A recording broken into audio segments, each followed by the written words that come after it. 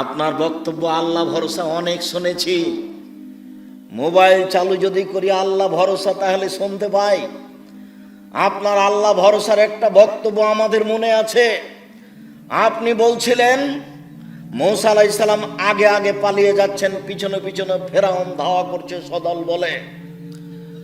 হঠাৎ গিয়ে সামনে পাহাড় পড়ল, তিনি আর যেতে পারবেন না। সামনে মুখে পাহাড়, বামে ফেরাউন, পিছনে ফেরাউন, ডানে কুলজম সাগর, বাঁচার কোনো পথ নেই।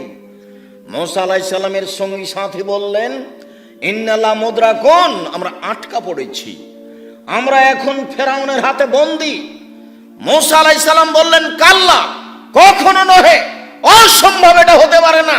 ইন্না মায়া রাব্বি, আমার সাথে আমার প্রতিপালক রয়েছেন, সায়াহদিনী, তিনি আমাকে পথ দেখাবেন। বাহ্যিকভাবে বাঁচার কোনো পথ নেই।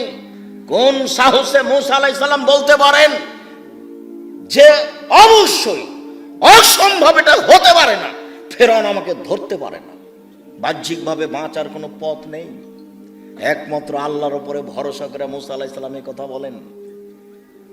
হাতের ডানে সাগর আছে, সামনে পাহাড় আছে, বামে পিছনে ফেরাউন আছে।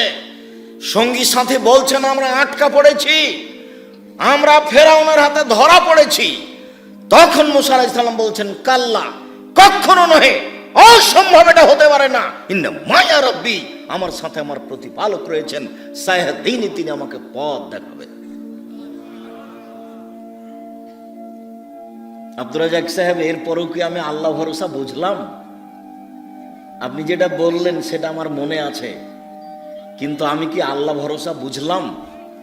তাহলে আপনি সহজভাবে মনে করেন, বাসা বাড়ি থেকে যখন বের হবেন তখন বলবেন, বিসমিল্লাহি তাওয়াক্কালতু আলাল্লাহ, আল্লাহর নামে বের হচ্ছে, আল্লাহর নামে ভরসা করি, বিসমিল্লাহি তাওয়াক্কালতু আলাল্লাহ। তারপর আর একটু লাগিয়ে দেন, লা হাওলা ওয়ালা কুওয়াতা ইল্লা বিল্লাহ। বাহ্যিকভাবে আন্তরিকভাবে নড়াচড়া করার কোনো শক্তি নাই আল্লাহর শক্তি ছাড়া। এইবার আপনি মনে করেন যে আমি আল্লাহ ভরসা করেছি। বুঝাতে পারলাম না?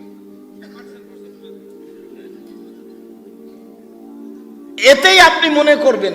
এবার যখন কোনো কাজ করবেন, কে যখন বলবে যে এটা করে দিতে হবে, তখন আপনি বলবেন না যে করব, আপনি বলবেন করব ইনশাআল্লাহ।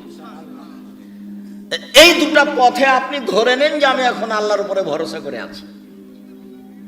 এটা হবে সহজ। কোনোদিন নিজে বলবেন না, ছেলে বলছে আব্বু আমার জন্য কলম আনবেন, বলবেন না যে আনবো। কিভাবে বলবেন? আনবো ইনশাআল্লাহ। তাহলে কাজটা আপনার উপরে থাকলো না, হোক আর না হোক। যদি ভুলে গিয়ে থাকেন তো ইনশাআল্লাহ, যদি কিনতে না পারেন তো ইনশাআল্লাহ, যদি কিনতে পারেন তো ইনশাআল্লাহ, মানে আল্লাহর উপরে আছে, যদি আল্লাহ চাই। আচ্ছা ঠিক আছে আব্বু, কিনবো ইনশাআল্লাহ, যদি আল্লাহ চাই। তাহলে আপনার আল্লাহ ভরসা বহাল থাকলো। তাহলে মনে রাখবেন, রাখতে পারবেন কি? বাড়ি থেকে বের হওয়ার সময় বলতে হবে, বিসমিল্লাহি তাওয়াক্কালতু আলাল্লাহ, লা হাওলা ওয়ালা কুওয়াতা ইল্লা বিল্লাহ। আর কাজ যখন করবেন, কথা যখন বলবেন, তাতে লাগিয়ে দিতে হবে কি? ইনশাআল্লাহ। তাহলে আল্লাহ ভরসা বোঝা যাবে। আবু দারদা রাদিয়াল্লাহু তাআলা আনহু বলেন, রাসূল সাল্লাল্লাহু আলাইহি ওয়াসাল্লাম বলেছেন, বিচারের মাঠে মুমিন পুরুষ নারীর নেকির পাল্লায় সবচেয়ে ভারী নেকি হলো সদাচরণ, ভালো আচরণ।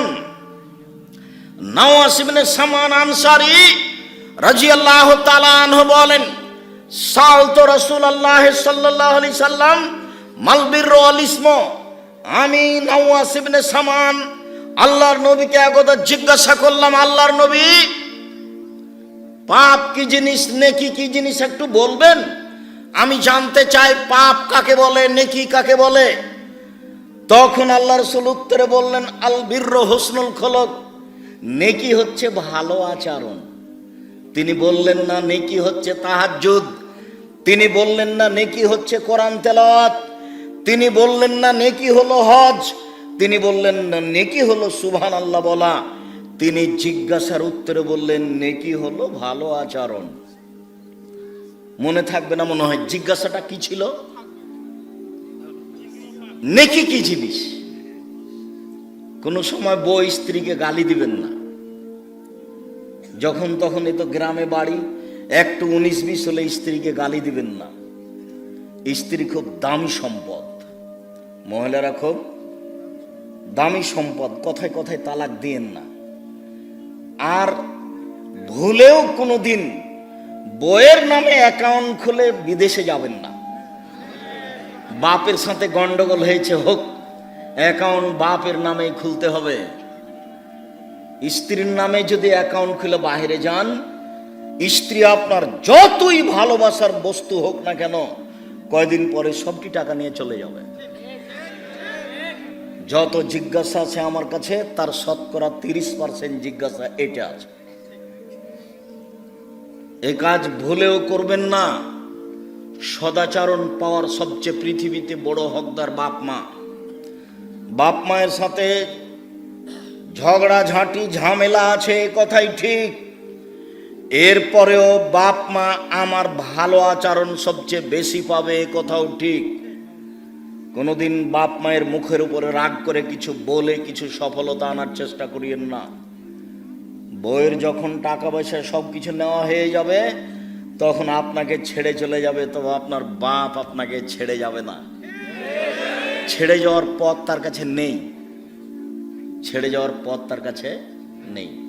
তবে বইয়ের সাথে স্ত্রীর সাথে ভালো আচরণ করবেন। কথায় কথায় তাকে তালাক দিন না। তালাক হলো মোলা তুলে খাওয়ার মতন, মানে তুললে গাছটা শেষ। আর শাক যদি উঠিয়ে উঠিয়ে খান তাহলে গাছটা আছে এখনো। তালাক মানে দিলেই শেষ। রাগ করে যদি আর একবার দেন তাহলে শেষ। এটা নিয়ে আর কোনো কথা নেই। কাজেই যেটাই হোক, হইচই যাই হোক, তালাক দিবেন না, সদাচরণ করেন। রাসূল সাল্লাল্লাহু আলাইহি সাল্লাম বলেন, ইন্নাদ দুনিয়া কুল্লুহা মাতা ওয়া খায়রু মাতাই দুনিয়াল মারাতু সালেহা। পৃথিবী গোটাটাই সম্পদ। পৃথিবীতে যা কিছু আছে সবই সম্পদ। সবচেয়ে উত্তম সম্পদ হচ্ছে ভালো স্ত্রী। এ কথা মুহাম্মদ সাল্লাল্লাহু আলাইহি সাল্লাম বলেন, হাদিস বুখারী মুসলিম। কাজে স্ত্রী এই পরিবারে শান্তি দেওয়ার বস্তু। এই পরিবারে প্রত্যেকটা জিনিস ভালো করে ঠিকঠাক করে সাজিয়ে রাখার বস্তু। ওই পারে সবকিছু ঠিক করে সাজিয়ে রাখতে। ওর অত অভিমান নিয়ে বিবেচনা করবেন না, ওকে ভালোবাসার চেষ্টা করবেন। মহান আল্লাহ বলেন, আমিন আয়াতিহান খালাকালাকুম মিন আজওয়াজিকুম লিতাসকুনু ইলাইহা। আল্লাহর একটা বড় নিদর্শন যে আমি তোমাদের মধ্য থেকে তোমাদের স্ত্রীদেরকে সৃষ্টি করেছি, যাতে করে তোমরা সেখানে শান্তি তৃপ্তি পাও। শান্তি তৃপ্তির বস্তু হচ্ছে স্ত্রী। মারলে শান্তি তৃপ্তি থাকে না, গালি দিলে শান্তি তৃপ্তি থাকে না, ঝগড়াঝাঁটি করলে শান্তি তৃপ্তি থাকে না। ধৈর্যের পরিচয় দিয়ে চলতে হয়। আপনাকে একটা দৃষ্টান্ত দেখায় আমি। আল্লাহ রাসূল এক স্ত্রীর কাছে ছিলেন, আয়েশার কাছেই ছিলেন। অন্য এক স্ত্রী একটু তরকারি দিয়ে পাঠালছে বাটিতে করে। তো বাটিতে দেওয়াটা আয়েশা রাদিয়াল্লাহু তাআলা না সহ্য করেননি। ওই কাজের মেয়ের হাতে বাড়ি দিয়ে বাটিতে ফেলে ভেঙে দিয়েছে, তরকারিও পড়ে গেছে। তা আল্লাহ রাসূল আয়েশাকে মুখ দিয়ে কিছু বললেন এটা বোঝা গেল না। আয়েশা বাটিটাকে তিনি উঠিয়ে জোড়া লাগালেন, জোড়া লাগিয়ে বাটি রেখে দিলেন। আর একটা আয়েশা রাদিয়াল্লাহু তাআলা নতুন বাটি একটু কিছু তরকারি দিয়ে পাল্টা ফিরিয়ে দিলেন, তিনি তাকে কিছু বললেন না। আপনি তো হলেন এই তো দাঁত ভেঙে দেব। কি মনে হচ্ছে? মুখখানটা বন্ধ রাখবেন। স্ত্রীর সাথে খারাপ আচরণ করিয়েন না, সংসার সুন্দর হবে না। সম্মানিত দ্বীনি ভাই বোন, রাসূল সাল্লাল্লাহু আলাইহি ওয়াসাল্লাম বলেন, আয়েশা রাদিয়াল্লাহু তাআলা আনহা বলেন, আল্লাহর নবী বলেছেন, ইন্নামাল মুমিন লা ইউদরিকু বিহুসনি খুলুকিহি দারাজাতা সায়িমুল কায়েম। মানুষ তাহাজ্জুদ পড়ে যত নেকি পায়, মানুষ দিনে নফল রোজা সিয়াম পালন করে যত নেকি পায়, মানুষ ভালো আচরণে তত নেকি পায়। মানুষ তাহাজ্জুদ পড়ে যত নেকি পায়, মানুষ নফল সিয়াম রোজা থেকে যত নেকি পায়, মানুষ মানুষের সাথে ভালো আচরণ করে তত নেকি পায়। হাদিস বুখারী মুসলিম এ কথা মুহাম্মদ সাল্লাল্লাহু আলাইহি সাল্লাম বলেন। আব্দুল্লাহ ইবনে আমর রাদিয়াল্লাহু তাআলা আনহু বলেন, আরবাউন, চারটে জিনিস, এজা কুন্না ফিকা ফালা আলাইকা মা ফাতাকা বিনাদ দুনিয়া। চারটে জিনিস আছে যখন তোমার ভিতর, চারটে জিনিস আছে যখন সবকিছুই আছে তোমার, চারটে জিনিস নেই যার কোনো কিছু নেই তার, চারটে জিনিস নেই যার কোনো কিছু নেই তার, চারটে জিনিস আছে যার সবকিছু আছে তার। এক, হুসনু খালিকাতিন, ভালো আচরণ। চারটে জিনিসের একটা কি? ভালো আচরণ। আব্দুর রাজ্জাক সাহেব বাকি তিনটাও বলে রাখেন। দুই, হিফজ আমানাতিন, আমানতের রক্ষা। আপনি মেম্বার 10-এর পয়সা আপনার কাছে এসেছে, খুব সাবধান। আপনি গ্রাম্য সর্দার, টাকা পয়সা আপনার কাছে আছে, মসজিদের টাকা আছে, খুব সাবধান। হিফজ আমানাতিন, আমানতের রক্ষা। আপনি প্রিন্সিপাল, ছেলেদের সরকারের টাকা আপনার কাছে আছে, খবরদার ওই টাকা দিয়ে বড় মাছ কিনে দেখাবেন না আমি ধনী। 10-এর পয়সা গোখরা গোমা গামা সাপের চেয়ে অনেক বেশি খারাপ। একটা মানুষ জেনা করেছে, ক্ষমা সহজ। চুরি করেছে, ক্ষমা সহজ। একবার রাতে কান্নাকাটি করে বলল, আল্লাহ আমি পাপ করেছি, তুমি আমাকে ক্ষমা করো। আমার বয়স 80 বছরে একদিনও নামাজ পড়িনি, সালাত আদায় করিনি, আজ বলছি আমার ভুল হয়েছে, তুমি আমাকে ক্ষমা করো। আস্তাগফিরুল্লাহ ওয়া আতুবু ইলাইহি। আশা করছে নিষ্পাপ হয়ে দুনিয়া থেকে চলে যাবে ইনশাআল্লাহ। কিন্তু আপনি সরদারি করতে গিয়ে 10টা টাকা আত্মসাৎ করেছিলেন, এটা কি হবে? ভাইয়ের জমি দখল করে আছেন, দিচ্ছেন না, এটার কি হবে? বোনের জমি দখল করে আছেন, দিচ্ছেন না, এটা কি হবে? ছেলেটা জানে, ছেলেটা আপনাকে বহুদিন বলেছে, ছেলেটা আপনাকে বলেছে, আব্বা ভিক্ষা করে খেতে রাজি আছি, ফুফুর জমি খাবো না।